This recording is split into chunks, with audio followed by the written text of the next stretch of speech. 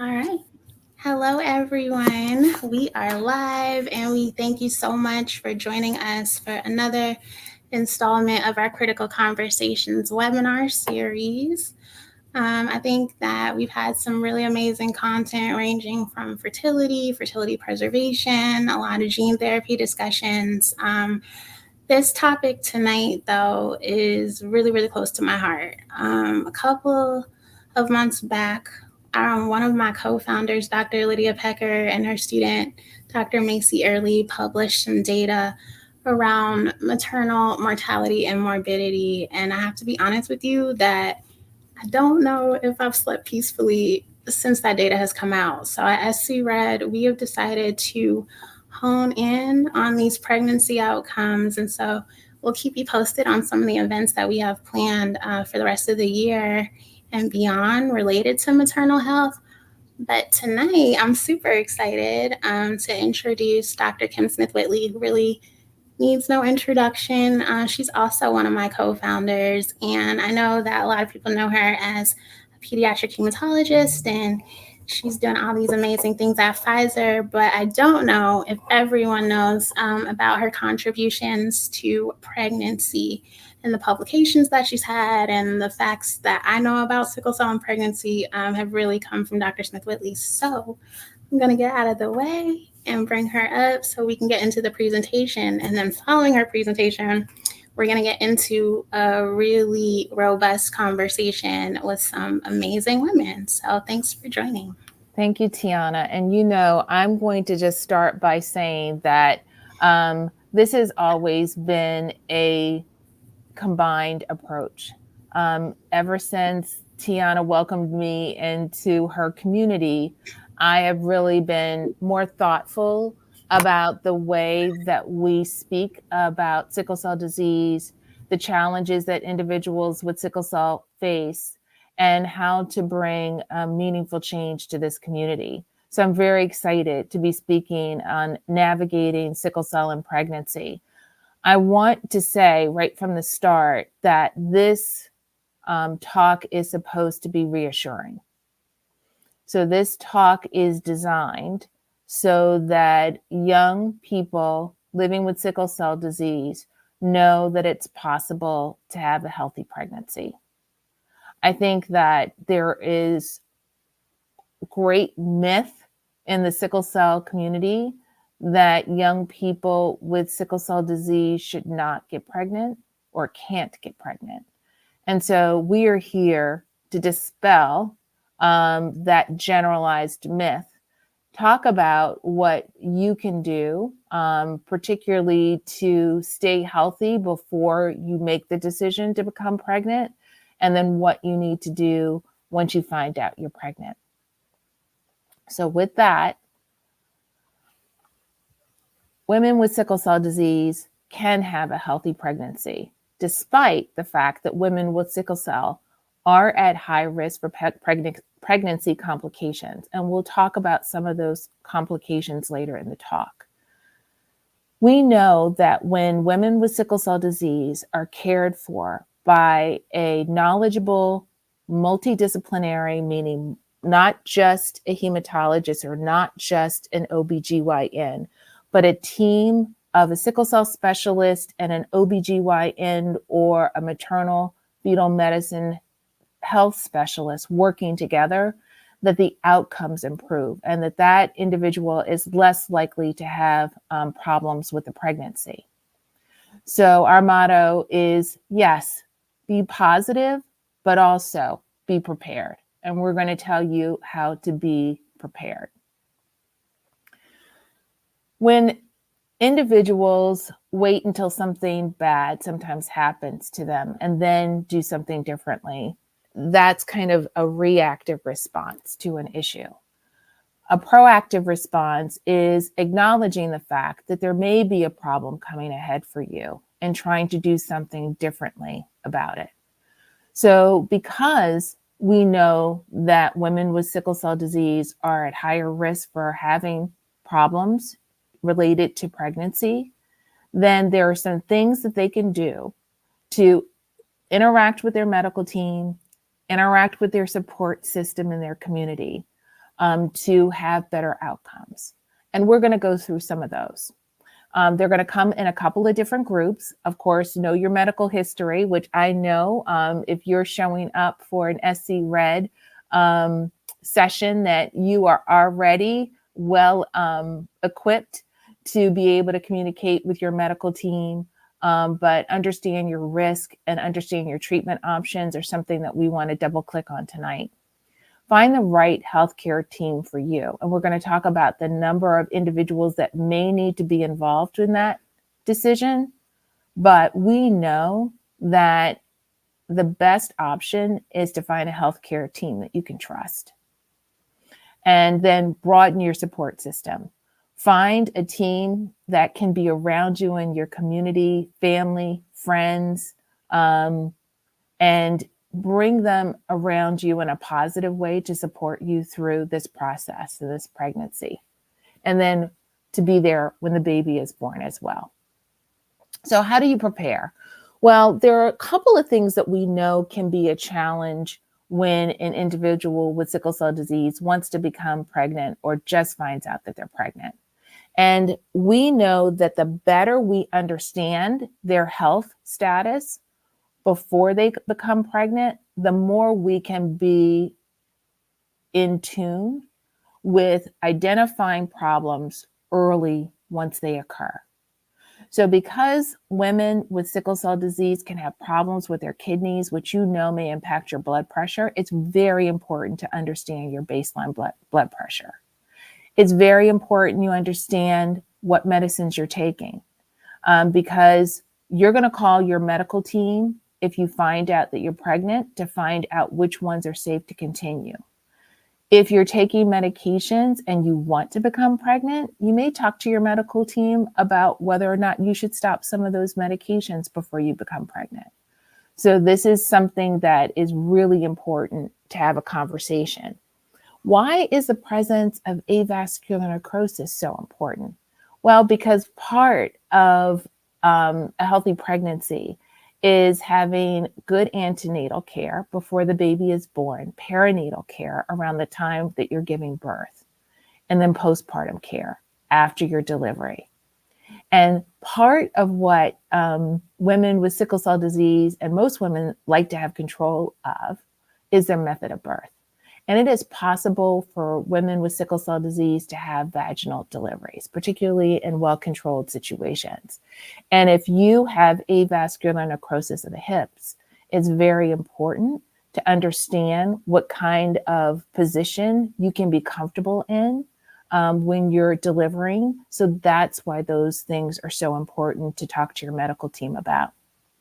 We know that women with sickle cell disease often require transfusions when problems occur.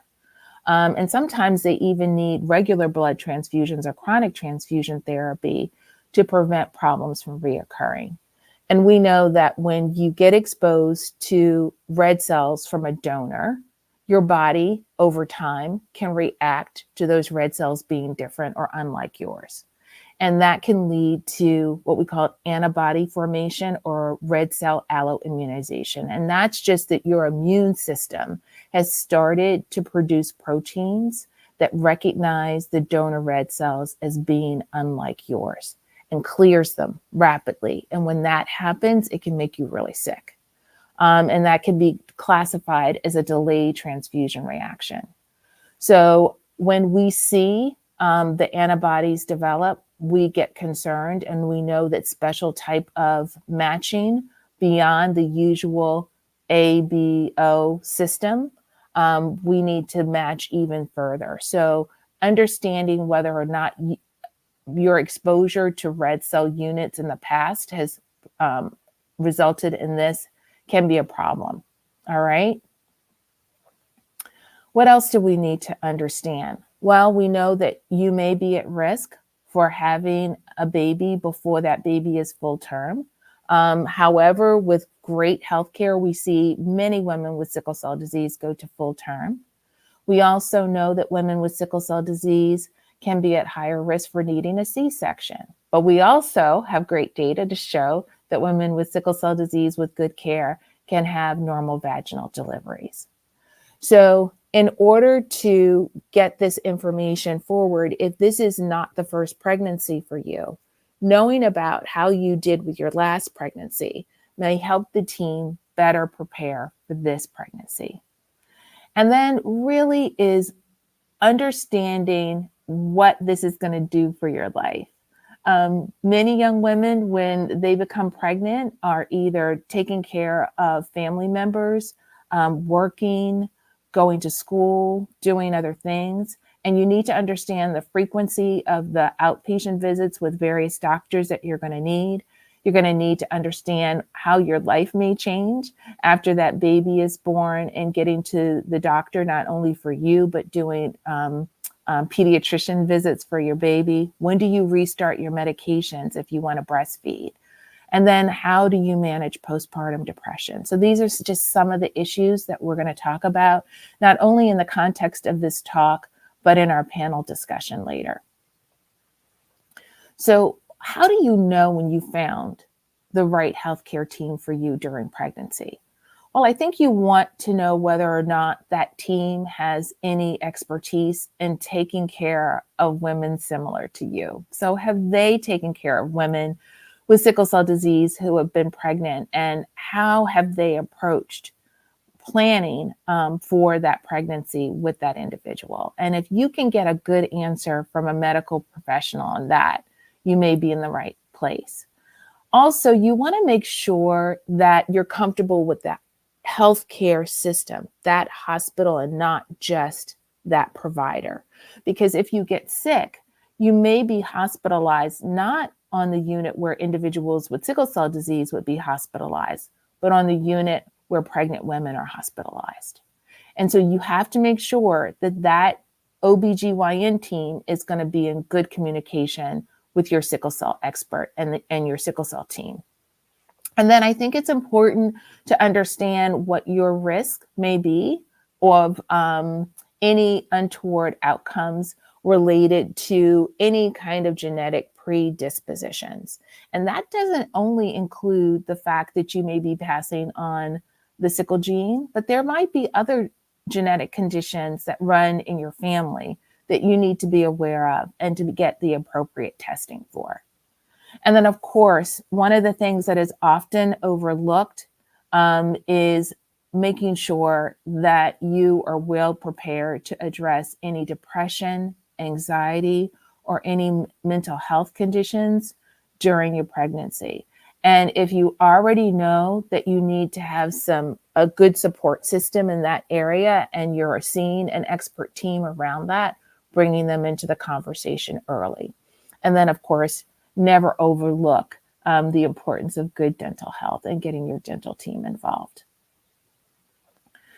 One of the things that Tiana and I have heard time and time again when we talk to women living with sickle cell disease who have become mothers is the importance of surrounding yourself with people that can stay positive.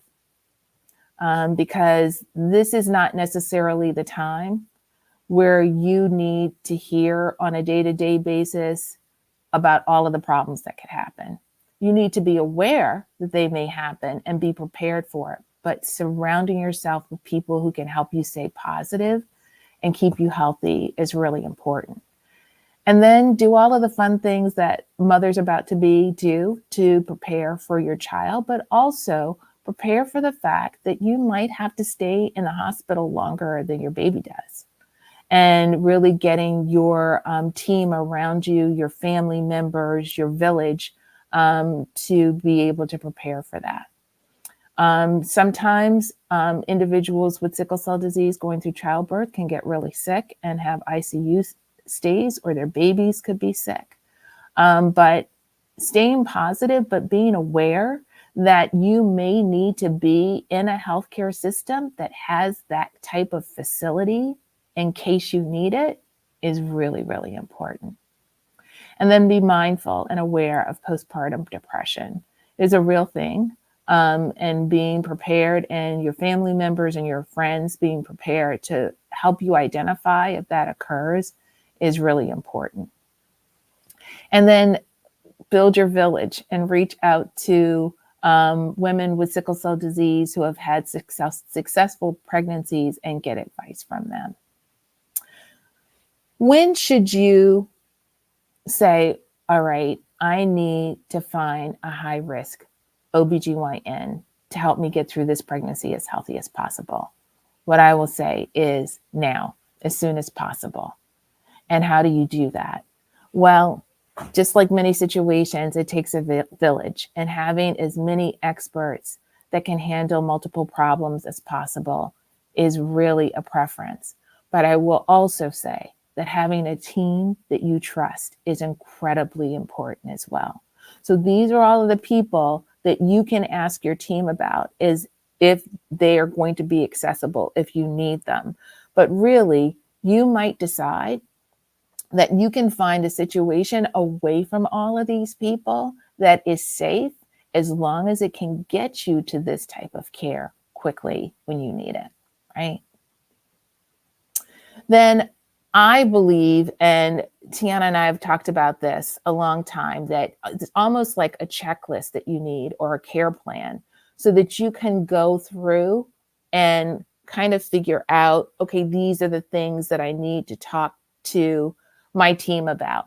A lot of those things I've already talked about. I'm just going to go right down to the bottom of the list that says monitoring for infections, abnormal clotting, and bleeding, because I really do think that that is an important feature that you need to be prepared for around the time of childbirth and after, is understanding the signs of abnormal bleeding and abnormal clotting, and knowing what to do if you become short of breath, if you have swelling that is severe of your legs that comes on all of a sudden. It wasn't there when you left the hospital, and now it's getting worse. And then one of the other things that's really important is that blood pressure monitoring, because women living with sickle cell disease tend to have lower blood pressure than African American women in general. So a high normal blood pressure for you may be a really, really high blood pressure that needs to be attended to. So really understanding that change in blood pressure and how to be mindful of the symptoms of having a high blood pressure, like headaches and other things that could indicate that something is not going right with your pregnancy, is something you need to talk to the medical team about.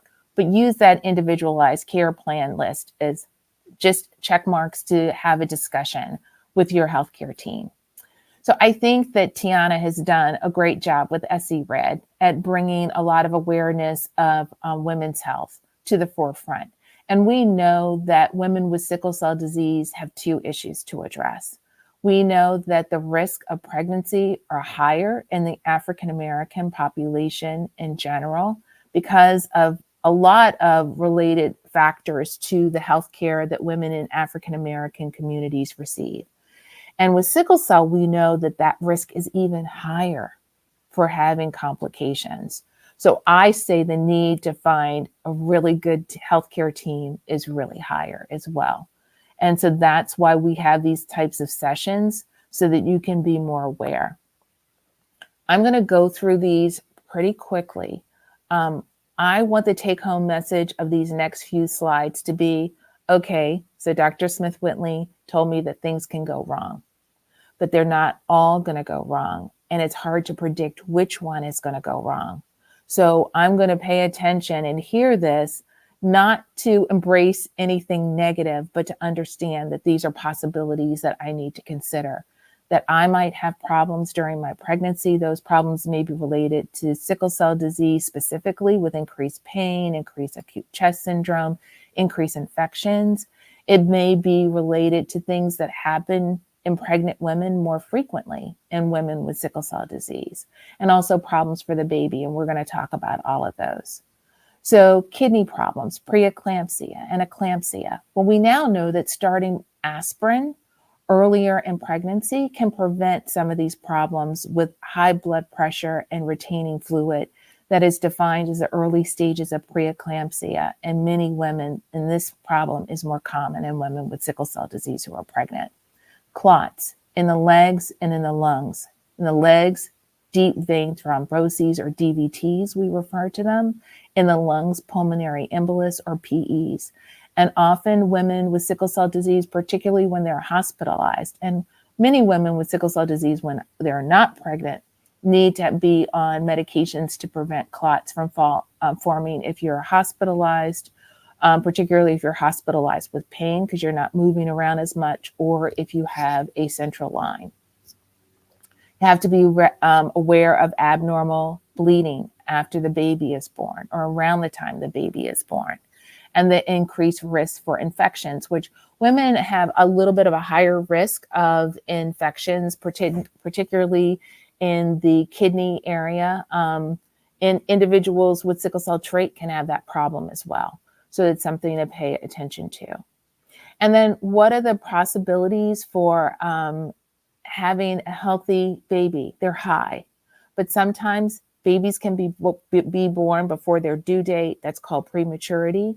Or they can be born on their due date and they're small in size. And that's called small for gestational age, or SGA. And then sometimes we lose babies in pregnancy with involuntary, with interruptions of pregnancy or miscarriages. And sometimes we can see slightly higher rates in women with sickle cell disease, but that data has not been supported recently when more recent studies are done in the age of better healthcare for women with sickle cell disease in general. So I just wanted to show some information, and these charts are really busy. And I just wanted to show that you can concentrate on a lot of things that are potential issues. We know that there is a slightly higher rate of C-sections, of infections, of clots, all of the things I mentioned. But look at all of the positive things. Normal vaginal deliveries, and 60%. All right. So there are many positive messages in the data that you'll hear. But one of the things that we do need to pay attention to is pain during pregnancy. And women with sickle cell disease have an increased pain episode rate when they're pregnant than when they're not. So you have to be prepared for managing pain better when you're pregnant. And what's really interesting is the pain rate increases, you would think, maybe towards the end of a pregnancy, but it happens as early as the first trimester of pregnancy. So you need to be prepared to manage pain early on. Tiana, I'm aware of time, so you have to keep me on track. But hopefully we'll have a little bit more time to talk about blood transfusions and hydroxyurea, because I want to lean in and on being on disease modifying medications, because I want to lean into this. So there's been a lot of controversy.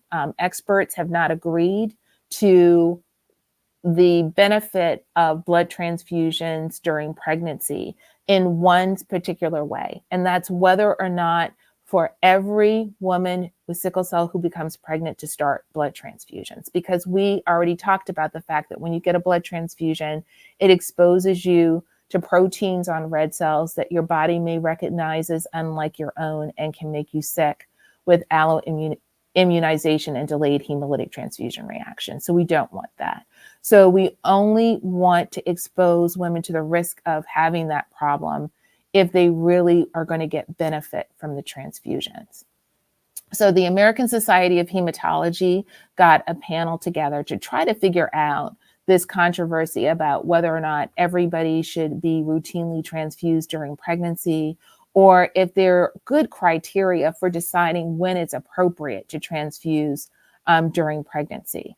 And they recommended that routine transfusion of all women living with sickle cell disease on a regular basis, so chronic transfusion therapy, across the board, regardless of your medical history, is not indicated. So this is saying we need to pay attention about problems that you've had in prior pregnancies, your health condition when you're going into the pregnancy, to determine whether or not routine blood transfusions are good for you. And if you've had a history of severe sickle cell complications when you're not pregnant, it may be a good opportunity to have a discussion with your medical team about whether transfusions might help you have a healthier pregnancy. And of course, if you're on transfusions long-term for another reason, like for stroke prevention, you need to maintain that during your pregnancy as well. But there are other things that can happen, like having some not so great outcomes from your last pregnancy that may make a team want to intervene and put you on blood transfusions routinely during the pregnancy. And then the other thing is to really have a plan for when you may need transfusions so you can be prepared for it.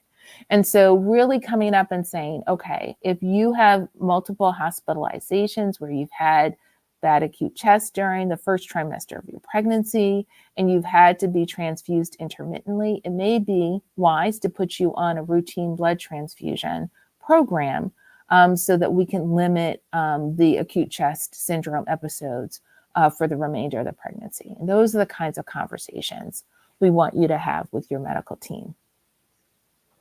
So what are the potential risks of medications or disease-modifying therapies or medications that you may be taking to control blood pressure or kidney problems or iron overload? What about hydroxyurea? All of these medications during your pregnancy. Well, I think you have two decisions to make. If you are thinking about getting pregnant, you want to have this conversation now.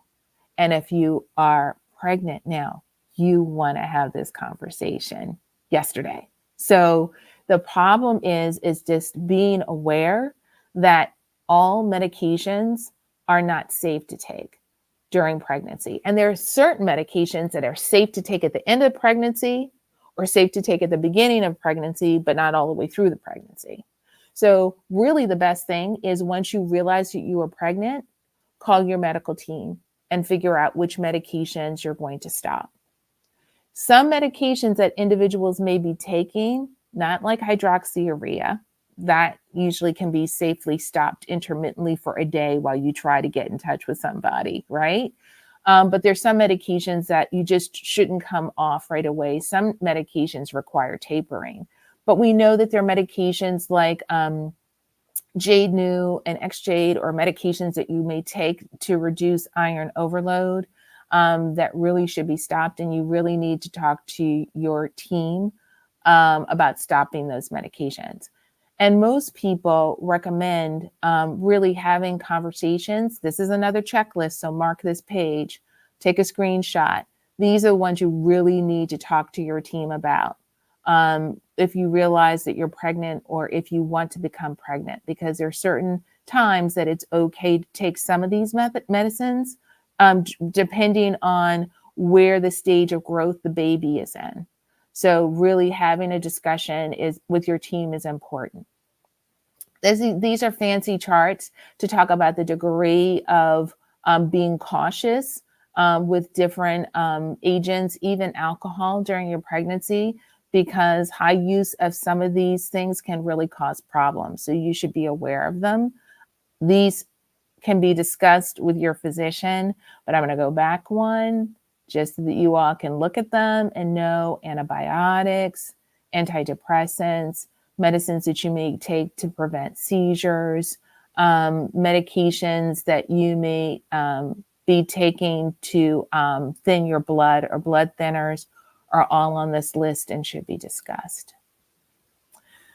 All right, we're getting to the end, so I'm still aware of our time, but this is a topic that's really important to us at SC Red because we know that hydroxyurea can be beneficial, but we also know that there are times where you need to stop your medication and talk to your team about what you're going to use, if anything, to prevent pain during this time or to really address other problems like low hemoglobin values during your postpartum period or while you're breastfeeding. And I want to say that there are not many great options out there to continue to do disease-modifying therapies during pregnancy and during the time of breastfeeding. But it's not because people aren't trying to do further studies to understand more about it. So we right now recommend that you discontinue hydroxyurea 2 months before you attempt to get pregnant. That's the typical recommendation. And I want to say that you need to have that conversation with your medical team. There are a group of physicians that have been studying Russ Ware out in Cincinnati about whether or not there is a safe way to take hydroxyurea during pregnancy. And we'll have to invite their team in for a special lecture once they have more results on this. But research is underway. There are a lot of things that we don't have answers to right now, which is why it's so important to have individuals interested in making things better for sickle cell disease through research studies. So we're really trying to understand the impact of long-term therapies on pregnancy outcomes and fertility. We're really trying to see if there are sickle cell specific therapies that could be invented to prevent sickle cell related complications during pregnancy, and the best models of care. Who are the minimum specialists that you should be seeing to make sure that you have a healthy pregnancy? I just, again, want to thank Tiana for allowing me to be involved with SC Red. Our website is a wealth of information. So I just want to direct people to further conversations that are coming to you from SC Red. And Tiana, I think we may have time for questions.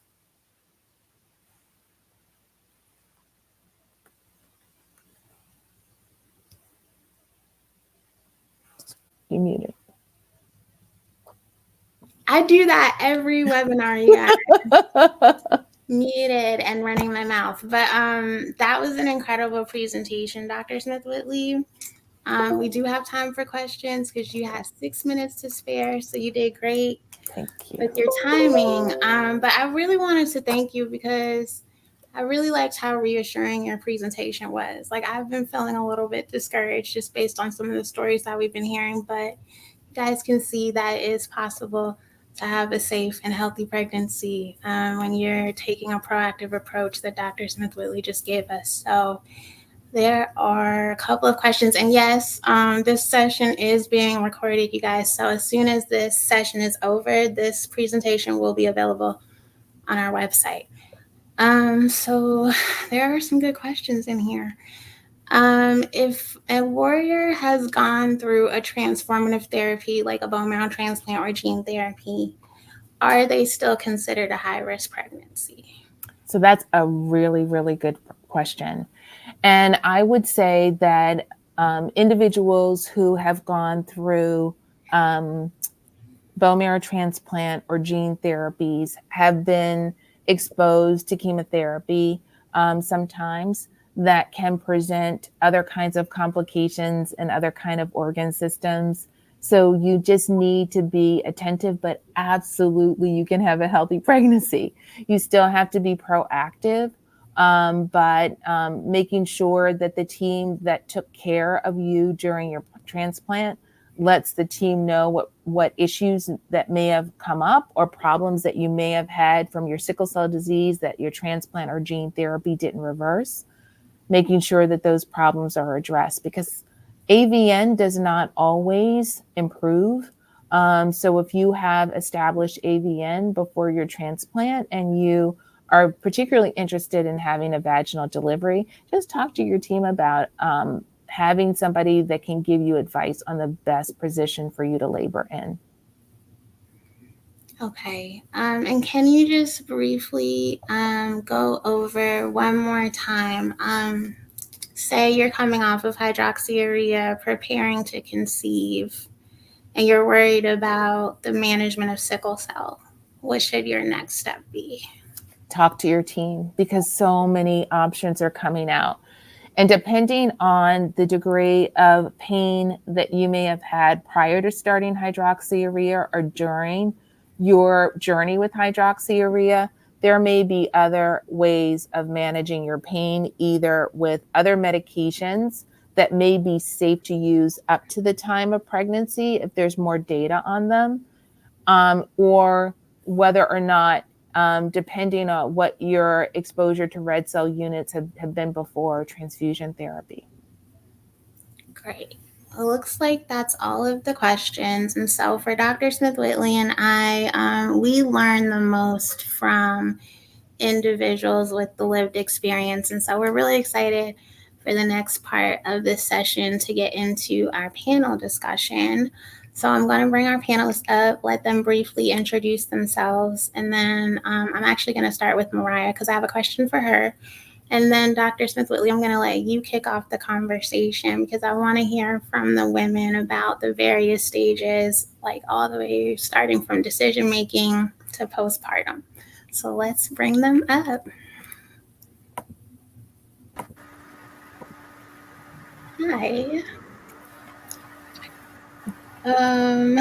Okay, so let's introduce ourselves. Mariah, let's start with you. Sure.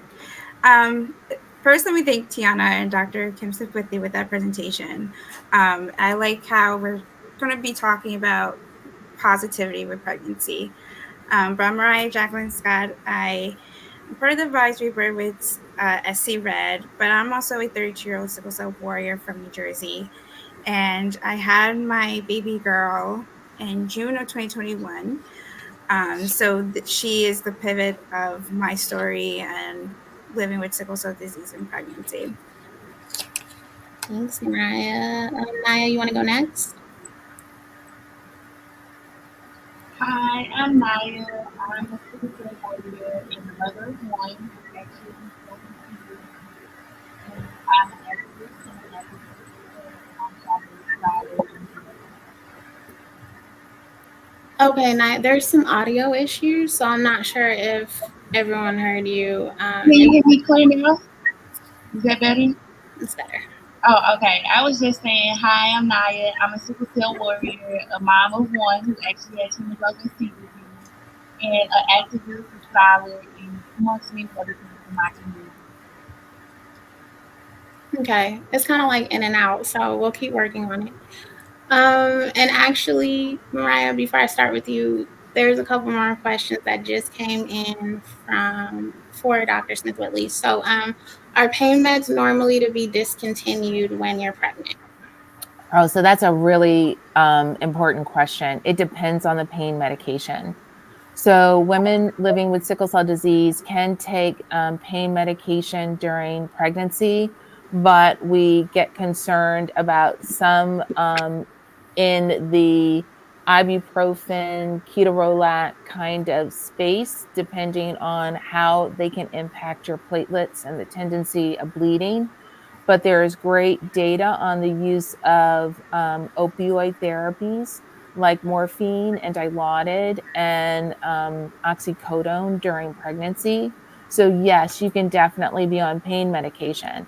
Some of the newer medications are not so much. I know that tramadol and things like that are also becoming popular in the sickle cell community, and buprenorphine. So have those conversations with your sickle cell team about how you're going to manage your pain if you have to stop some of those medications. But what a great question. Yes, thank you. Is there any information about the use of oxalitor during pregnancy? There is no information other than animal studies on the use of oxalitor during pregnancy. So the recommendation right now is to stop. However, I do think that we need to challenge researchers to really fully investigate the use of disease modifying therapies during pregnancy, because we know now that because of COVID, we have now understood the impact of a vaccine during pregnancy. So now there are now vaccines that are actually indicated in pregnancy. So if somebody takes the first step to really study this well, then I think other medications and other drug developers will follow.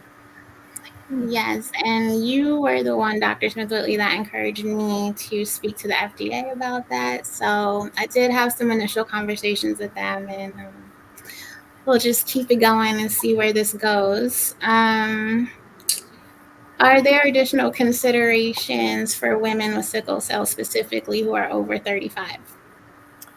That's a really good question, because for the general population, there are certain ages where women, regardless of whether or not they have a chronic illness, need to have closer monitoring. And a lot of physicians use that age as 35.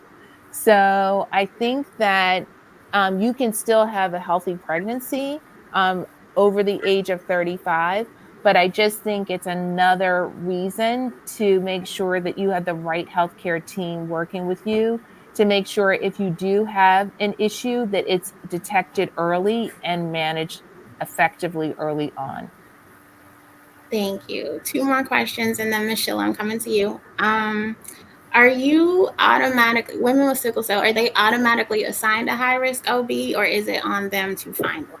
So that is another really good question. And I will say that it's not routine that all women with sickle cell get assigned a high risk OB, but one should be in your life.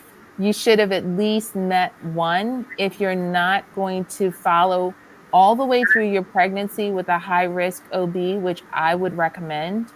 At least have one visit with a high risk OB and a high risk a hospital facility that can manage a high risk birth, because if you need that person, they don't need to, you shouldn't be meeting them for the first time in that kind of situation.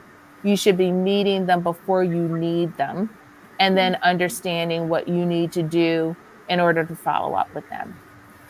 It's a really So good question. that is a really good question. And just as a follow up, I've been reading a lot about maternal health deserts. So, what if you live in like a rural area and don't have access to a high risk OB? Like, what would be your next steps? I think that health deserts are a real thing and they are in places that we would never imagine, right? And so, one of the things that is important is once you find that doctor that you trust to take care of your sickle cell, have them help you find the right team.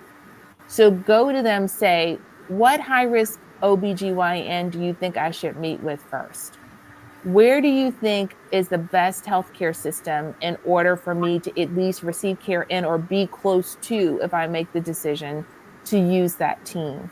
So have that trusted physician, nurse practitioner, PA, whoever is your trusted healthcare provider, work alongside them to find the right team. You should not have to do it on your own. However, I will tell you that there are opportunities if you are not finding the team you need to find where you can get a consultation with a sickle cell expert who may be one town over, who then can help you find the right team. So you may have to be a little bit and say consult basis so that nobody gets offended from your trusted team, but reach out and get help. And often you can do that through finding a sickle cell expert. Great, thank you for that. And then the last thing, what about the use of long acting pain meds like methadone? So that's another really good question. And that is another conversation with the medical team because one of the things that you have to be careful of with long acting medications is when that is safe during your pregnancy. All right. And then to understand also what kind of monitoring of the baby needs to be done or the fetus during that pregnancy if you're using some of medications that may be longer acting. So there is a way of using pain meds that have longer acting potential, but that conversation really needs to be with the team that is going to then try to figure out what, if any, impacts you need to do in the last trimester of your pregnancy differently and preparing for delivery. Thank you. All right, Miss Sheila, you're on. So tell us a little bit about yourself. Yes. I'd like to say good afternoon to everyone and good evening to everyone online. And thank you both for inviting me to be here. My name is Sheila Marchbanks, and I'm blessed to be the mom of two children. And those two children are truly prayers answered because preceding the live births of my two children, I had two failed pregnancies, and I had preterm labor. And so being here today to be able to share the hope, and if anyone has gone through any difficulties in their pregnancy, I want to encourage you, don't give up. That the help, the resources, and in this platform, the information is available for you to have the potential of having live births. In addition to being a mom of two, I am greatly joyous to be the grandmother of seven. Oh, wow. Wow, wow, wow. Well, That's thank you so wonderful. much for sharing. A lot of us out there needed that hope. So thank you for bringing that. Thank you all for bringing that. Mariah, I'm going to go to you before we get into the panel discussion, put you on the Sure. spot a little bit because one of the things that I really loved about Dr. Smith-Whitley's presentation was like this proactive approach that she's talking about. And word on the street is you got hooked up with Dr. Diva Sharma, who is somebody that we love and adore. And I know that she also believes in a proactive approach. So I was wondering if you could tell us a little bit more about that collaboration. Of course. And thank you for that question. I saw that publication come out from her, and I saw Lydia Pecker also helped with that publication. And I think that's, if I can give a title to my pregnancy journey, was being proactive. So I knew what my triggers were. I knew that when I was in crisis, my hemoglobin goes down. So I was very adamant with my OBGYN, let's do the preventive red blood cell transfusions for me every month. Because I know if I was in crisis, that will go down and hurt the baby. So when I did have some crises during my pregnancy, I was stable. My hemoglobin stayed level and stable, which helped tremendously. Um, and then the research about prophylactic aspirin. So I used to hear a lot about that during surgeries for joint replacements. So as I have two hip replacements, they're always talking about be on preventative aspirin, prophylactic aspirin. But I didn't hear that much during my pregnancy. But I took it upon myself to do that. So I'd just go to the drugstore and take baby aspirin. Of course, I would ask, like, can I take this? I was on my regular pain medication, but no more Toradol or no more Advil. So I was like, let me take this instead. That helped a lot. And then just knowing my history. So right before, as we were family planning and got pregnant, I had my second hip replacement. So I knew I was very like I did not want to go through the normal vaginal birth route because it was just so new. So I once again had a conversation with my OB. Let's do C-section. Is that a possibility? How can I prepare for that? Um, and as Dr. Smith Whitley in her presentation, I would never think to talk to the anesthesiologist. But as I was scheduled for my C-section, I went to the anesthesiology department about 2 days before giving birth, and I talked to them. I was like, I'm I'm a hard stick with veins. How can that be accessed? And what are some of the protocols with that in terms of medications, the epidural. So they went over that process with me. They'll take me into the operating room. They'll do the epidural. We'll give you a central line. So I had a central line within my neck, just to be not stuck 100 times and pregnant.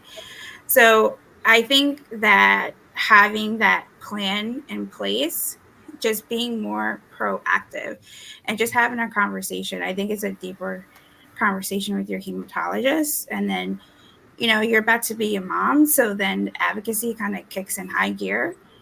And now you're advocating for two and more. So I think that those two things, being proactive and being an advocate, really now is showing in research and really showing in pregnancy now.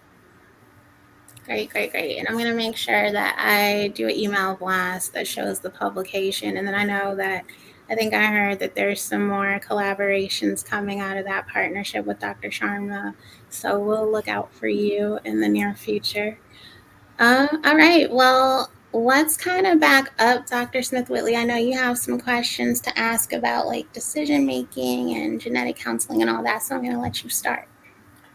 One of the things that is still something that we need to advocate for is making sure that you are prepared for the possibility of having a baby that may have sickle cell disease or another inherited or genetic condition. And there are many things that people do with blood tests and things like that during pregnancy that really require a good conversation. So I would say one of the things I would ask is, did you all have good conversations with your teams about the likelihood of your baby having sickle cell or another condition? And if so, what made that interaction positive or negative for you? Great question. Who wants to start? I'll start because the conversation regarding genetic counseling for me actually started in Pittsburgh at the University of Pitt when I was a child. And so it was remarkable. At the age of 10, I started being educated on the Punnett squares. And Yes. so I didn't have the best comprehension overall, yet the message was very much conveyed to me that living with sickle cell disease, I would need to consider seriously that individual, the partner whom I would want to be my baby daddy. And so, and so remarkably or not, I as a preteen actually and a young teen, I met my now husband of 46 years in Panama, and and when he kind of we started like digging on each other, the first thing I asked is, "Do you have sickle cell disease?" In that awareness literally helped me. And he's like, "No, I don't have anything." But yet we didn't. No, no, no. It was his general knowledge because so many individuals who even live with trait, not Mhm. just with S trait, but with beta thal, Mhm. C, D, E, O Arab, Right? they're unaware. So Right. an individual with sickle cell disease, whom whom the baby is conceived, and if that partner has more or less a non-systematic trait, the Mhm. baby, the risk of the baby having disease is very high. So though I had received genetic counseling as a child, once we were married and on the path of having children, we went in again. And so instead of just local knowledge, general knowledge, because we didn't know, he knew he didn't have sickle trait, but we didn't know if he didn't have any of the other traits, correct? And so with that, I was able to get good counseling at the Genetics Institute in Pasadena, which helped to enlighten even that much more. And literally, it has become my call to, and in my service, to help people be aware and be acutely aware that it's not just sickle trait that we should be cognizant of and that we should explore, but along with sickle cell trait, the sickle cell disease or trait, we need to know about, I call it the alphabets of hemoglobinopathies. So Thank you for sharing that. yes. Anyone else? So I think, oh, go ahead, Naya. Oh, Are you okay. going to speak? Yeah, Yeah, can you hear me? we can. So I was gonna say, similar to my panelist Sheila, I received, I guess, some form of genetic counseling when I was younger. So of course, that education on the Punnett squares and what it would mean for my mate to have sickle cell trait, or preferably not to have sickle cell, any form of sickle cell trait. But I would also say, thinking about like what genetic counseling looks like, is when we come into puberty. That's when I really started to experience the fullness of sickle cell complications. And so my doctors made a decision to do birth control. And so when I really got to childbearing years and started getting yearly pap smears, I was speaking with my OB, and he basically put me on to how my uterus had these issues. And so, with further research, I found out how birth control was actually used as a sterilization method. So, I actually came off of birth control, and kind of under his advice, he was saying that, like, I wouldn't be able to conceive a child. So, I kind of ignorantly came into parenthood because I didn't think I would be able to bear any kids. So, me and my mate did not necessarily take precautionary methods. And his general knowledge was that he didn't have sickle cell trait, but come to find out, he ended up having a thalassemia trait.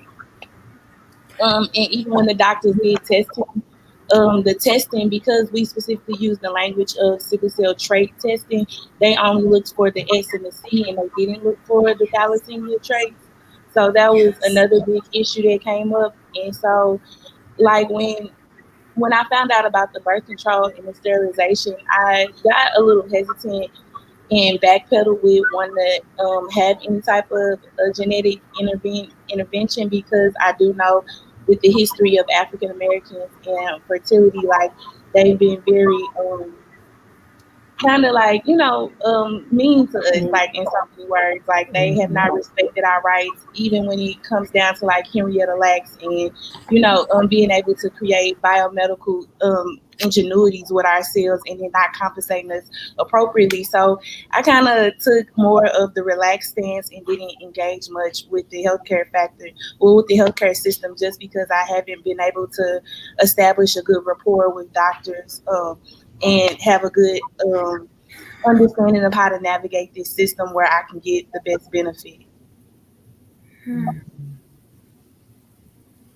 That is definitely a challenge. And I think that one of the things when I hear those types of stories and lived experiences, it lets me know why these kinds of opportunities to have open discussions are so important. Because I look at this community as one of the most supportive, well informed communities around. And reaching out, I hope, to other warriors that you may know, um, and supporting them through if they're having similar situations, right, is really so much value added. But also trying to find advice on ways of improving your situation as well, right? Mhm. Mhm. Thanks, Naya. So I think that one of the other pieces I wanted to talk about was, and this can maybe even go back to our lived experiences with healthcare providers and finding the right team. Um, and sometimes what a challenge that can be is because disease modifying therapies or long-term therapies like hydroxyurea, crizanlizumab, voxelotor, L-glutamine are available to individuals living with sickle cell at this time. And like, even though we unfortunately don't have the data to say 100% these medications are safe, there are situations where physicians will encourage continuation of these medications because they could have benefit, particularly if you have some really significant complications. So can you talk to me about whether or not you had conversations with your physician about stopping hydroxyurea or other disease modifying therapies during your pregnancy or before your pregnancy? I can speak a little bit on it. Before I got pregnant and was in the middle of planning, I was on Adakveo infusions, and they were doing well with my sickle cell. My VOCs and hospitalizations went down, but I tested myself about every month. If I felt pregnant, if I needed to take a test, because I felt like there wasn't enough research out there or even conversations about it. So I was like, let me just take the initiative of just testing myself. And then as soon as I got pregnant, I totally stopped the Adakveo. And I think I waited about 3 months after pregnancy to start back up again, just to give my body some healing time and some healing room postpartumly. And then with the iron overload, it was a little bit of a challenge because yes, I did have iron overload, but I decided to have the transfusions because I just know with my crisis it would have been a challenge. So I did stop my XJ. And then from what I'm aware, during pregnancy, the baby does need the iron. So I was just like, let me just stop the XJ so the fetus can have some iron. And then try to do my own research. I tried like morpholic acid, anything I could, because I knew that my body would shift once I stopped my Adakveo. Um, and I think I did it like as soon as I got the pregnancy result. I was like, let me stop right now. So with that, just stopping any DMT, I try to find other avenues because I know my body was like, you're not having anymore. What's going on? So with pain, try to have different ways of pain, a heating pad more Tylenol if that's okay from the doctor, like any ways that I could. So it's more like once I stop my normal, my more normal regimen, it's really trying to figure out. I know my body's going to react, so let me try to be again proactive. Thank you. Naya, Miss Sheila, anything to add? Well, mine is brief because I don't recommend anybody to take my Do that thing where you like lean in more because we can't hear. So, my comment is brief just because I don't recommend anybody to do what I have had to do, which basically I don't have a sickle cell or a hematologist specialist following me, so there was no medications to stop necessarily. So thank God that me and the baby made it here safe. A lot of prayer. Um, a lot of mental health, and just trying to find my joy is what stabilized us through the pregnancy. Hmm. Yeah, and you know what, Naya? I think that's a large part of the reason that I wanted you on here, because one of the things that Dr. Smith-Whitley and I are advocating for is like care standardization. So it's disturbing to me that you can have such a just a vastly different experience than Mariah. And so I'm really grateful that you're being transparent and bringing awareness to that. Um, Dr. Smith-Whitley, did you have any more questions or do you want us to move on to the next session? I think you should move on and then I can come back to my questions. Okay, sounds good. And I did see this question early in the chat. So I think that all of you are like pretty in tune with your mental and like you're very self-aware. So I wanted to just hear from you a little bit like what does self-care look like? And if you're talking to another woman who's considering pregnancy or is currently pregnant, what would you say to her about how to care for herself during pregnancy? Miss Sheila, I'll start with you. Okay. Oh, that's a really good question because self care is something that women don't easily do. Yeah. Most of us women, we are givers, we are nurturers. We tend to give to others and actually don't even recognize a need for self care. Right. So, given that there's so much more cognizance with mental health and self care, I would say that it's essential when you're both carrying a child while you're pregnant, as well as after you become a mom, because a half empty or an empty cup really cannot give. And so, self care, what does it look like?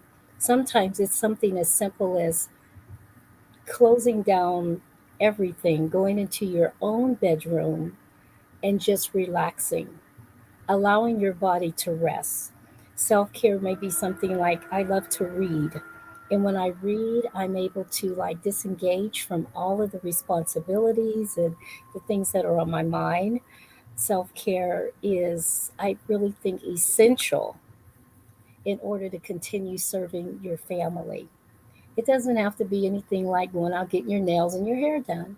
It could be something, a hobby that you pursue. And putting aside that time, telling yourself, I'm worth maybe this hour of the day. You know, eliminating guilt that if you take time out for yourself to do whatever, go walk in the park, speak with a friend on the phone, write a letter, do whatever your hobby or your interest might be. I have found that self care has really increased my quality of life. As you all can see, I have adult children. And so it isn't like I've arrived at this cognizance of self care overnight, but it was a gradual process. And I would say that any of you young mothers whom are considering self care and you have young children's, like, is it Mariah? Yes, beautiful Mariah. Definitely, definitely, definitely love on that baby and your family, but take that time to just do you. And I'm telling you, come back with so much more to give. Hmm. I love that. Mariah, any other Definitely. self-care tips to add? That was amazing. And just to kind of reiterate, it's kind of like your show. It's the Miss Sheila show. It's the Mariah show. It's the Naya show. It is your show, your life, the way you want to present. And, like I said, you're the mom now. So you're advocating for two or and even more. And not just self care of, like she mentioned, getting your hair done or nails done, it's mental health.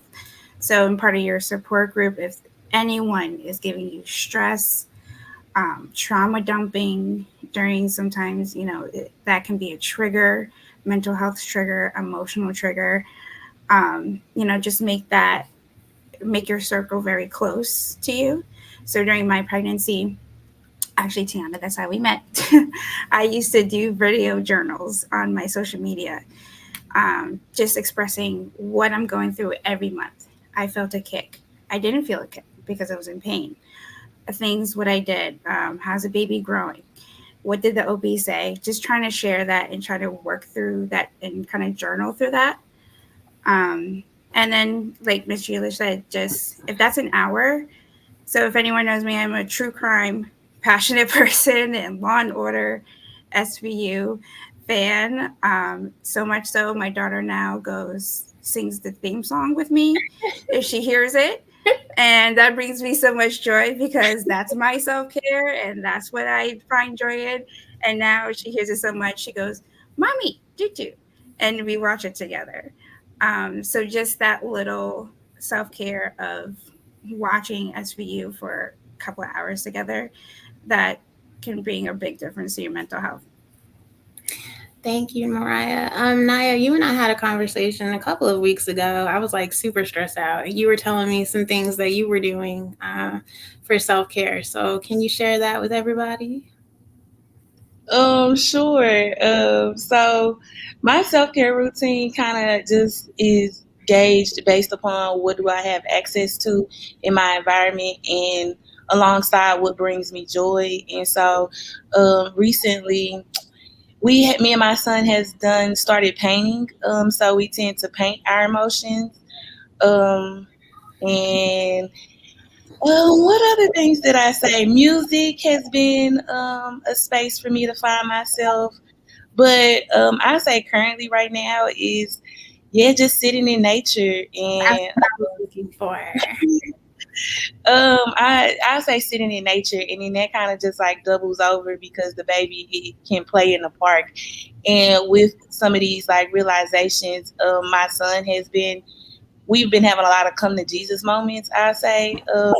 And my son has been using the very wise words that parents try to give to kids. Like he's been giving it back to me.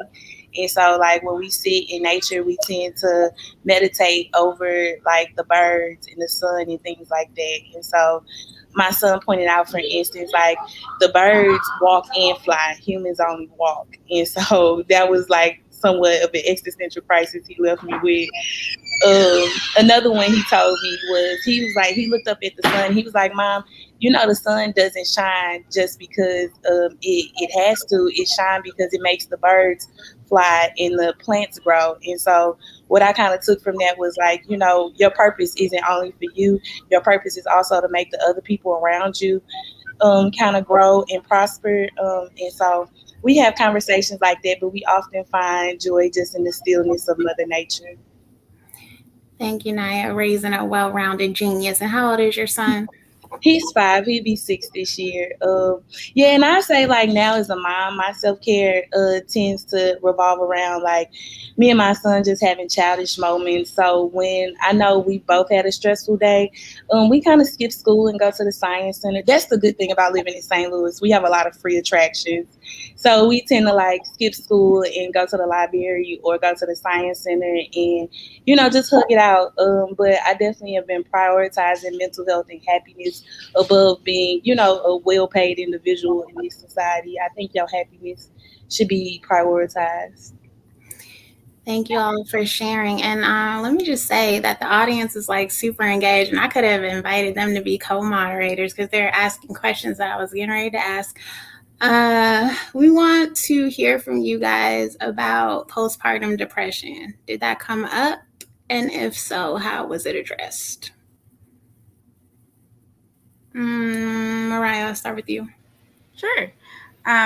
So during my pregnancy, I decided to find a therapist. Just during the pregnancy, because I just knew, like I said, we want this to be positive, but when we were doing our own research, Brian and I, it was very negative. So I decided to have a therapist during the pregnancy. And then the postpartum kicked in, I want to say, a month after Autumn was born. And then it got worse because I had AVN in my left shoulder and had to get that replaced 2 months postpartum. So, and then I was in the hospital after that continuously. So the postpartum just got worse and worse to the point where I just stare at Autumn and didn't want to pick her up. So my therapist appointments turned into monthly or every 2 weeks, almost to every 3 days. And then I always made sure someone was there, if my mom or Brian, just to make sure I was, safe. But I think, and a lot of times too, with the sickle cell community, we try to hold back the tears. We try to like, oh, we're tough, we're strong. And I think that was the key moment of motherhood. Just let it go and just cry it out. Just let the tears come out. Just let the tears roll out. And I think it's okay to say, I need help. Talk about it, and just make sure you're in a safe space with it. Ms. Sheila, about you, did you have any postpartum depression? Actually, I did not have postpartum depression. I think that I had a form of depression during the pregnancy, and that was brought on by fear. The fear of preterm labor, the fear of when I would go into a pain crises. Of course, during pregnancy, we have more acute pain crises.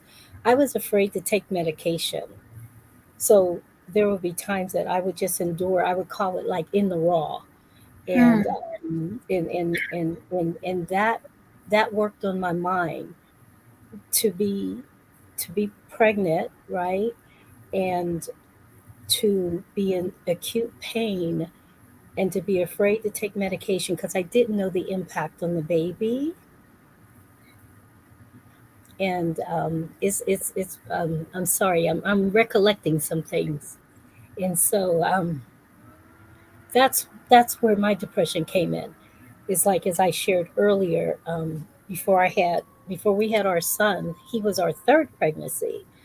I lost two, and just the concern and that is I hope this baby comes to term and all of that. So that's where a lot of depression came in, was the worryation and the fear. And as all the warriors online, Nia and Mariah and yourself, Tiana, know, sometimes the pain could be so bad that you literally think you're going to go insane. Yeah. You feel like your brain is going to break. You like, I want to get out of this body. And so after I had the children, um, in back in the day, my children are in their 30s. There really wasn't that much discussion about postpartum depression, mental health. There were times that I would cry about, um, all the concerns of, pregnancy and loss, pregnancy, preterm labor, burying a baby, and things like that. That I would be just kind of told to like suck it up, and it was like, okay, I'm trying, I'm really, really trying. And some of those comments I still live with because they were authentic to me. I was really having, now that I think about it, after I lost my first child, that was a form of postpartum. I didn't even think about it. It was a form of postpartum because I found myself crying and, mourning the loss and everything, feeling like a failure. Yet there, the counseling and the family understanding, it just wasn't there, and there's no blame or anything like that. It's just that you don't know what you don't know. Right. So to be in this era of positive, like self-care, to be in this era where, um, um, going out in nature, like Mia said, and just enjoying that, and establishing counseling on a regular basis, it's a beautiful thing to see the arch of improvement. So yeah, so that's, I think that would wrap it up. I didn't really think about it, but actually, after my first pregnancy, I was dealing with it. It was just undiagnosed and untreated, and then life just moved on. And being the oldest of four, one learns coping mechanisms to keep on keeping on and to see the silver lining. And I've always lived my life that way, no matter what. I will see the silver lining in something and move forward. And that, in and of itself, has helped to propel me through those valley experiences in life. Hmm. Thank you so much for sharing. And you never have to apologize for getting emotional with us. Mariah said it's okay to let it out. Naya, what about you? Any postpartum depression? Yeah, I kind of experienced it, but like because I battled with like laying that strong black woman like moniker aside, it was hard to kind of like feel it. But I would say my pregnancy journey was more so one that I thought was forced upon me because nobody talked about abortion care when it came to sickle cell and what that looked like. Because when the procedures were explained to me, everything involved killing off the fetal hemoglobin in our system, and I immediately knew like with having hydroxyurea medicine started at one point in my medical history, that was the whole goal to combat sickle cell crisis is to try to start, to ramp up the fetal hemoglobin in our system. So like I immediately was like, wow, it's gonna be a lot of life threatening complications if I decide to forego motherhood. But like a lot of my postpartum depression centered around like if I'm worthy enough to, usher in this beautiful soul into this like universe and not doing wrong by this soul. But I tend to just kind of put those worries aside, and what will be, and it is what it is. And at the end of the day got to end. So just cry it out, and we get back to it. But I'm thankful that I was in the middle of my degree program, so I found myself throwing myself into my work a lot when I couldn't, when I struggled with motivational issues. But I also had family members to help me with my child. So when I wasn't feeling a connection, I could step away and have time for myself. But it was a lot of things to get adjusted to because being a new mom, I didn't realize how much people literally start to ignore you and only pay attention to the baby. And I am the youngest of all my siblings and friends, so I'm typically used to having a lot of like attention around me. So it was a lot of things to get adjusted to, but I also recognize that I may battle depression in my day to day life. So just consistently having those check ins have been really helpful for me with trying to gauge where I am and staying safe and, always curating a good environment to grow and love in. Hmm. Thank you. Did any of you have any complications during delivery or postpartum? Um, Miss Sheila, did you have any complications? Complications with deliveries is the question. Mm-hmm. Um, no, I was very fortunate that with my third pregnancy, who was our firstborn son, I was recommended to a perinatologist. The the doctor whom I was seeing, my PCP, he pretty much stated that there were some people in the world that should not have children, and you're one. And I said, what?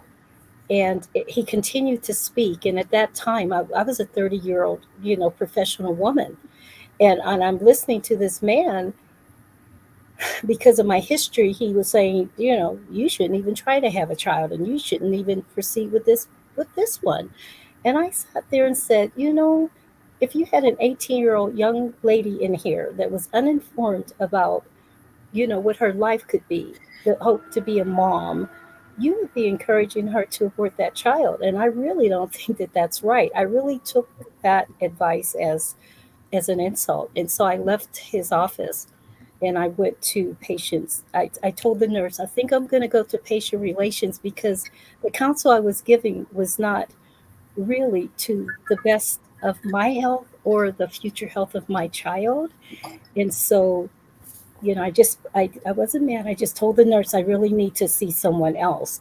I had already asked for a high risk OBGYN, as Dr. Kim Smith-Whitley said, and I was denied that in this particular HMO. But once I started walking towards patient relations, the nurse came up and said, oh, the doctor will now give you a referral outside of our system, and we're going to send you to a perinatologist. And that referral, getting good care, as Mariah has said, made all the difference in the world. It changed the entire course of my pregnancy. It helped me to keep the pregnancy. I was on bed rest for the last 4 months of my pregnancy. With back in those days, they had a belt monitor that connected to the telephone, and every time I had, which I think it's called an irritable um, uterus or something, she was excited, and I would have infarcts on my uterus.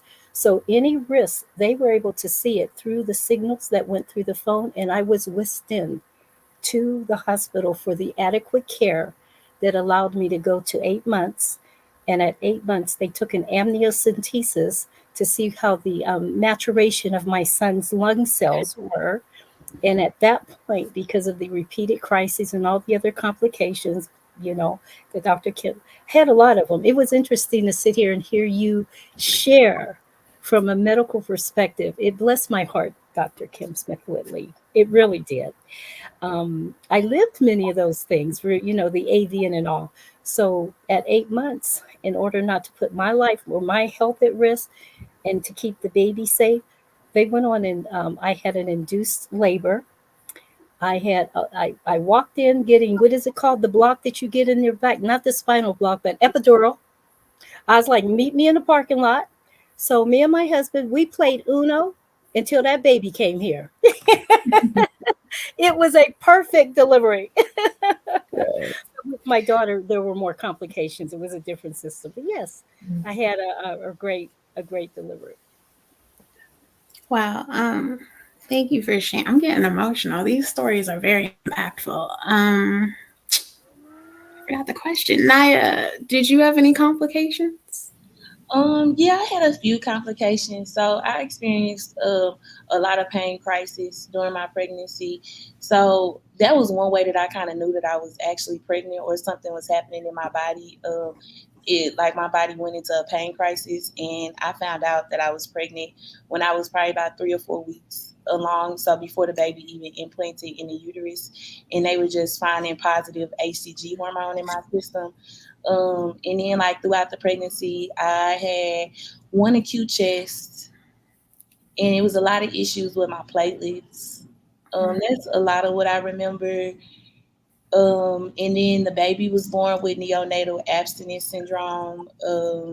He was born with jaundice and a few other things, but I didn't necessarily follow the rules either because the people who were in my delivery room, they definitely brought me wine and food to eat. So I Yes. was drinking like okra water or whatever, and I had like a lot of natural remedies that I was trying because I had a few blood pressure spikes, and they did end up diagnosing me with post-eclampsia.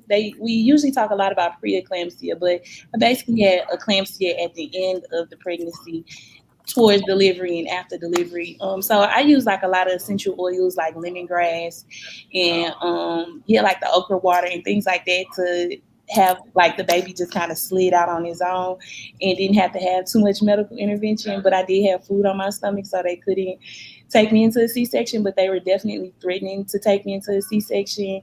I also have another issue. It's called Chiari malformation. So basically, my brainstem is kind of herniating out of the framing macula, like the big hole at the bottom base of your skull. Like my brainstem is herniating out and putting pressure on my brain, on my spinal cord, and so it was a lot of just unknowns and just hope for the best. But I did find that I had to report one of the high risk OBs to the professional standards board. And after I reported one doctor, I feel like the rest of the doctors got in line and they became like some of the most powerful advocates, even against the sickle cell team. But I did end up having to get my labor induced because I was in a pain crisis, like in the baby was having negative impact. And so we ended up staying in the hospital for like 2 or 3 weeks after delivery. But it's like now that I'm 5 years, like post, the baby's 5. It's like you forget about all of those things, and it's just like the joy of right now. But I do remember it being a little rough, but I definitely had a lot of people around me to make me smile, and a lot of prayer because things could have went way wrong. And so I don't suggest anybody take the route that I did. Thank you, Naya. And that was going to be one of my questions I wanted to ask you because we focused a lot on having a healthy and safe pregnancy, but not a lot on the fact that we can also have healthy babies. And I know that all of your children are beautiful and doing well. So I'm grateful for that. Dr. Smith-Whitley, I am going to ask one more question, but while I'm asking that question, I want you to select, we have like a little script that we came up with. I want you to select the last two questions. Uh, um, so, to everybody, we've touched a little bit on preconception, genetic counseling, but, and there is a question, Donisha, thank you for joining. It means a lot to see you on here. Did any of you have any issues getting pregnant, any fertility issues?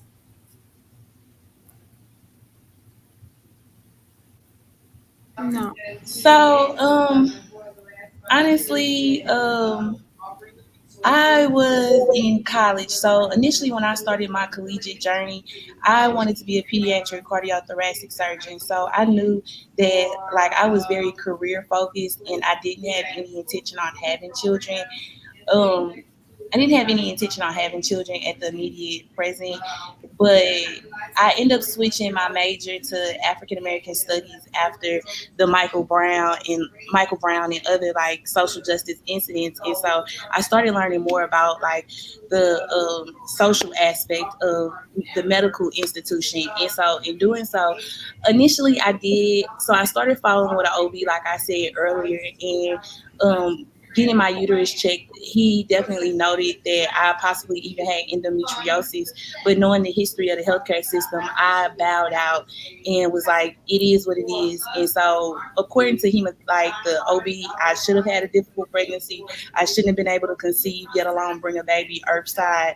But I just, after having just a few doctor's appointments with OB, I essentially just stopped my birth control. And again, I got dug more into holistic medicine, and I started doing like yoni scenes and just doing like more other type of like matters, like drinking okra water so many times a week or doing other like natural remedies. And I guess I skipped class one day, and I like to joke and say it was immaculate conception, but all of us being grown know that we had some type of sexual relation, and yeah, that sexual relation definitely brought about my child, but I definitely was not expecting him at all. Uh, and I was hoping that was the one time the doctor was gonna be right about something that I wasn't gonna be able to conceive, because I had already hardened my emotions. Like, okay, not gonna be a mom. Like, woo, like society don't deserve a new generation to screw up anyways, right? Like, so I had already hardened my emotions to those things. So then when I found out I was pregnant,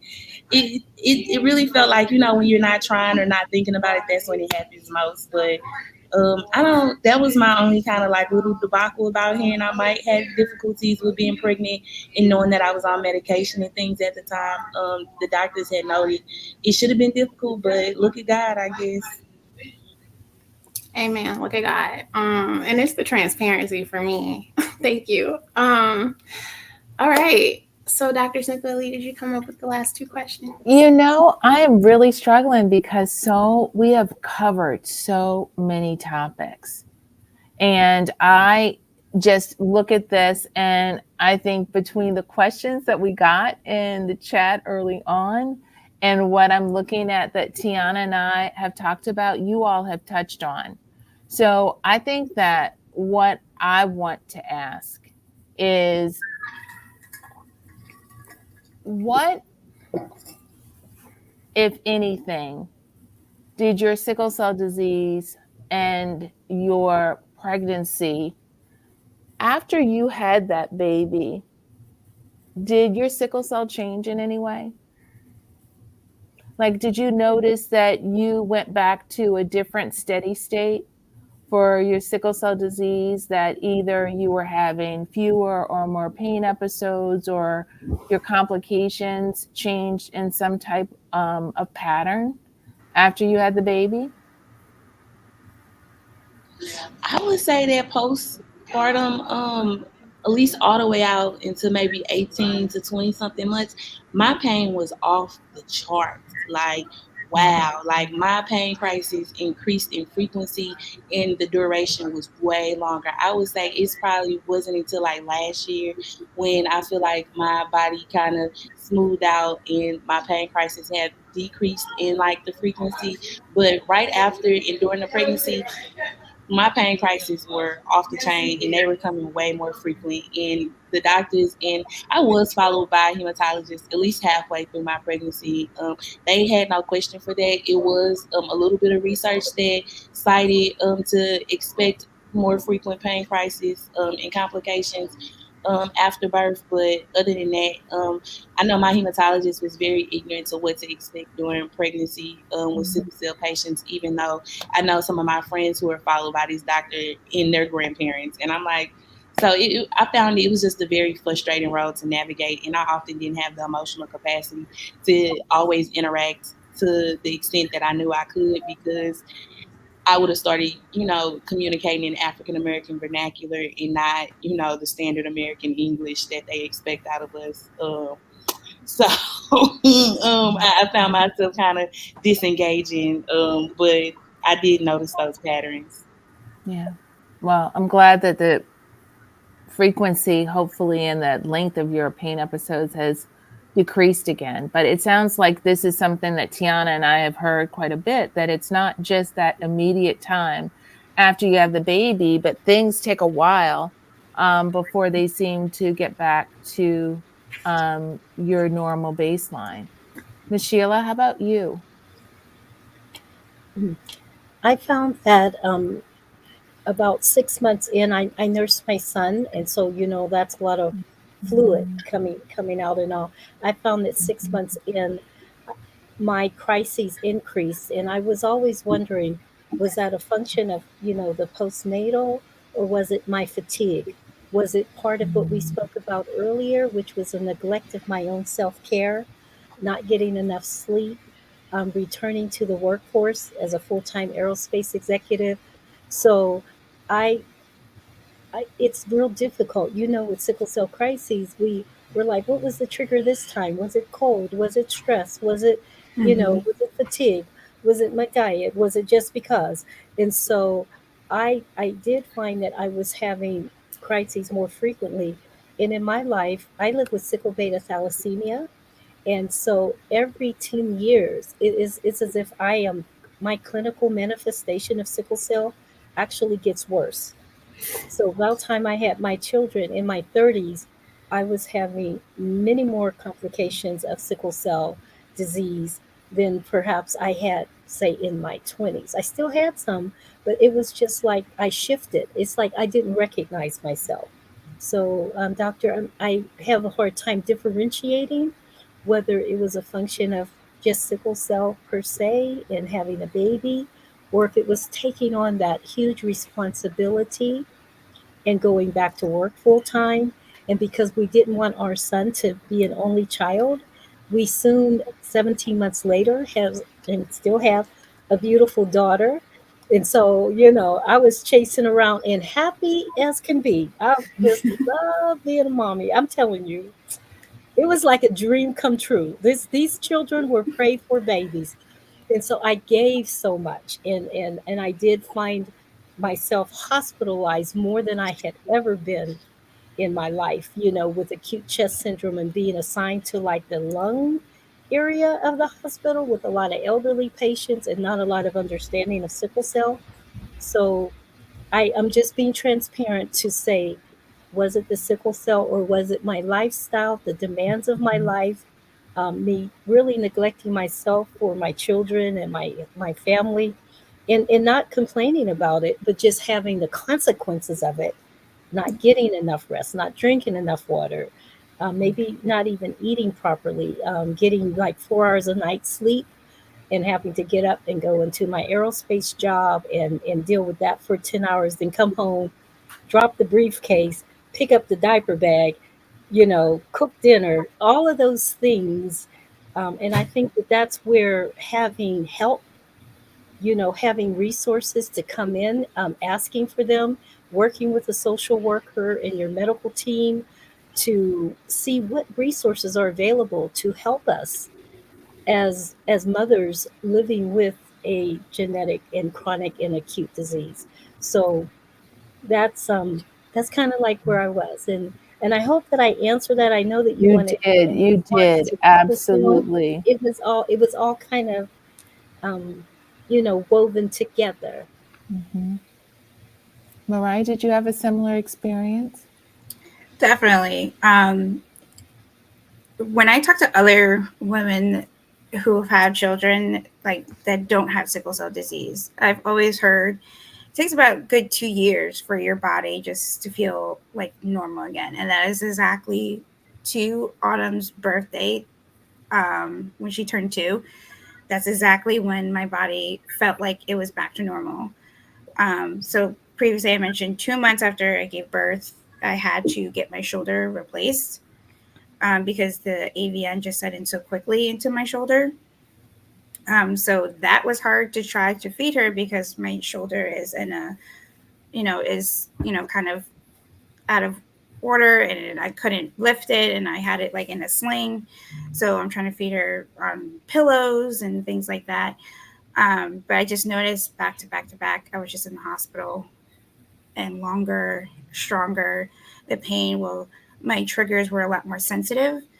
So with the weather or overexertion, like even going up the stairs, just like a flight of stairs, it would just trigger a crisis. And that just for 2 years. And to her birthday, like I remember I was holding her and I was trying to like, oh, blow out the candles, blow out the candles. And it was a kind of a cold day.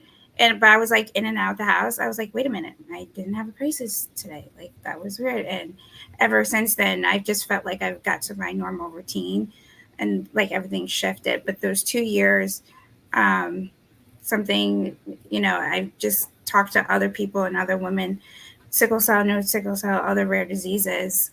The 2 year period, it's something to look out for. Thank you, Mariah. Uh, well, I actually lied. I said that we were just gonna do. Well, I said there were just gonna be like one or two more questions, but I have a question. Because we talked a lot about like pregnancy and postpartum and all of that, but I think one of the things we don't talk about enough is actually navigating parenthood and kind of like how you set yourself up for success, while also navigating sickle cell disease. So I want to talk a little bit about like what plans, what guardrails are in place for those days that you feel incredibly fatigued or that you're in a lot of pain, or if heaven forbid you have to end up in the hospital. So, Naya, I know you're having some issues over there, so I'm gonna let you go first.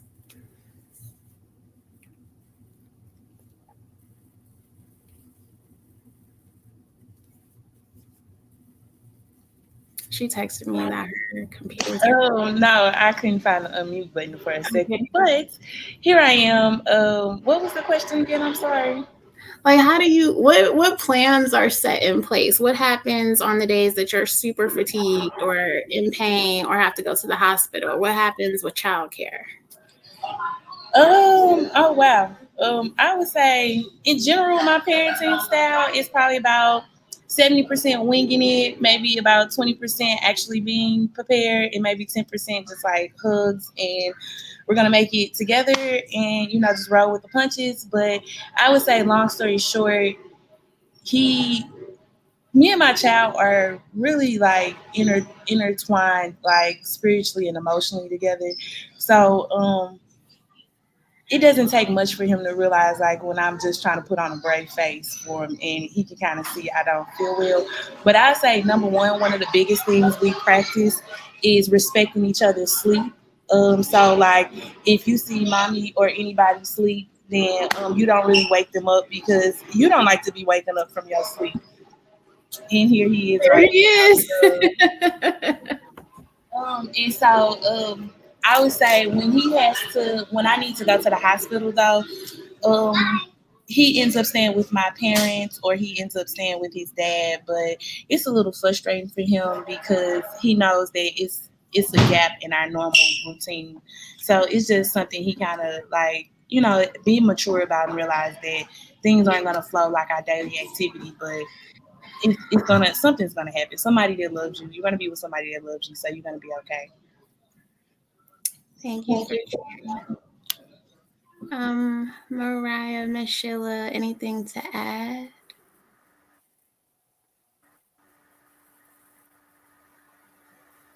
Sure, I'll speak. It looks uh, during my life, I've been so blessed. I've been married long term, and my husband Tony has always been there. I've really never had a gap per se. He's been there, and in addition to my husband's parents, Mr. and Mrs. Marchbanks, Mom and Pop Marchbanks, they lived 3 to 4 hours away, and literally, and I hear even to this day, and I'm a senior, they'll tell me we're always there, and that is the honest, the goodness truth. I've been blessed to have the village, as Dr. Kim Smith-Whitley stated. It really does take a village, and I've been fortunate to have a village to surround me, and to provide the support. When my children grew up, it's so cute to see your 5-year-old online, Mia. It brings back memories.